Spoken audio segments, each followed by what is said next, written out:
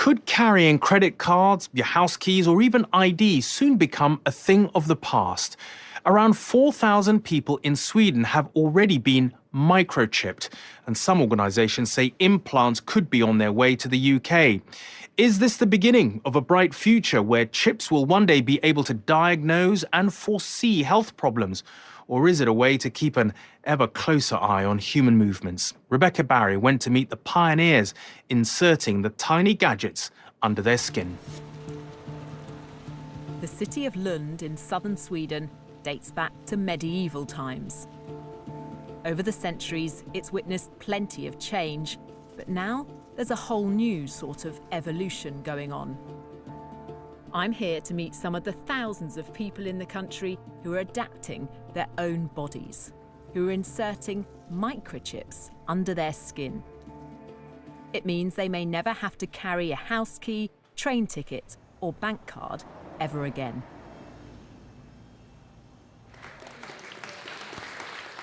This is a microchipping party.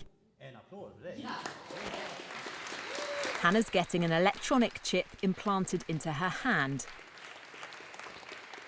She believes one day we'll all be chipped like her. So congratulations, Hannah. Thank you. You've been chipped? Yes, I have. How does it feel? It feels good. I'm excited to see what I'll be able to do now. Can I touch it? Yeah, you can feel it there. I feel like this is the future. It's the next big thing that's gonna happen. Happy cyborg birthday. Happy cyborg birthday to you. Thank you. Congratulations. But is this sci-fi fantasy or practicality? I want to know why anyone would want to do this. For this teenager, microchips, it seems, are in her DNA. Felicia is my daughter and I'm the father. So you're a microchip family? We will become one now today. Magnus and his daughter Felicia have come here together tonight because they believe this is the future. You're going to have an upgraded dad. Yeah. As they say, it was good being a human, but being a cyborg is better. Didn't feel a thing. It's a quick, simple procedure with potentially huge significance. So you're officially part machine. How does it feel? This is awesome. How cool is that? Good job. Do you think in a few years' time, in a decade perhaps, we'll all have things like this? Yes, of course. I really do think. For around £130, anyone can get a tiny microchip like this inserted just beneath the skin in their hands. I can't help feeling a bit squeamish about it, but maybe I'm just behind the times.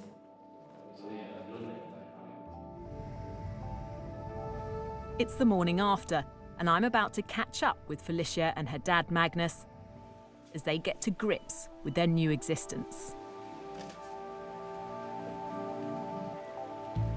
So when you woke up this morning, was it the first thing that came to your mind? How did you feel? I felt a little bit strange because now I'm a cyborg and it feels pretty cool. The chips in their hands use near-field communication, the same technology that allows you to pay with a contactless credit card. They can be read by a device like a smartphone.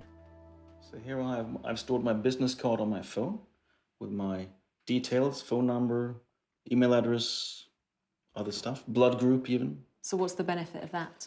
When I get customers or suppliers at work, they ask for my business card and I say, scan me.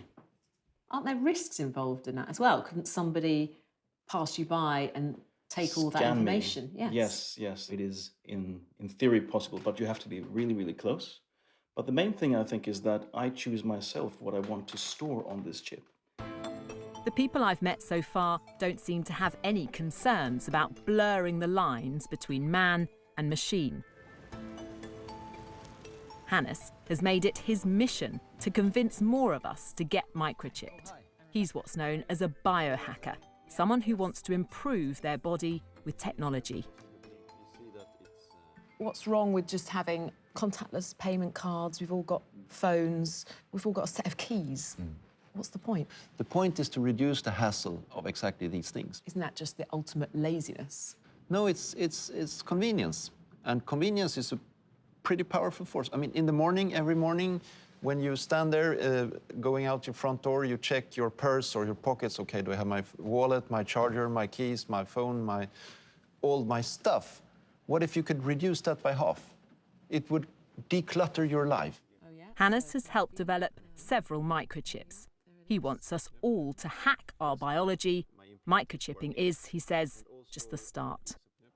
I want us humans to open up and improve our sensory universe, our cognitive functions, and improve all different dimensions of being human. And there is so much we can do. You want to make us bionic? Indeed. I want to merge humans with technology, and I think it will be awesome. I want to understand why it's people in Sweden who are enthusiastically embracing this idea, when many others might be sceptical. This is a nation of early adopters. Sweden's set to become the world's first cashless society, and the economy here is driven by digital innovation. This national rail company has taken microchipping on board, with 2,500 passengers signing up to use their chip instead of a paper ticket. I've come to the capital, Stockholm, the epicenter of this tech revolution.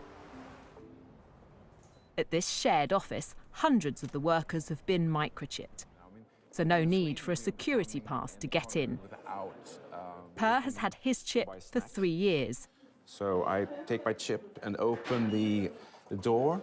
It means he can buy a drink without cash or a card, but for him, it's about much more than practicality. Do you enjoy being one of the first, being a pioneer of this technology? Absolutely.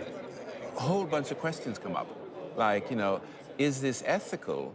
Do we want to have that? Or will we be sort of a nation of cyborgs in the future, and what will happen? So a lot of sort of really interesting discussions come out from, talking about the chip. It triggers an ethical debate. Yes.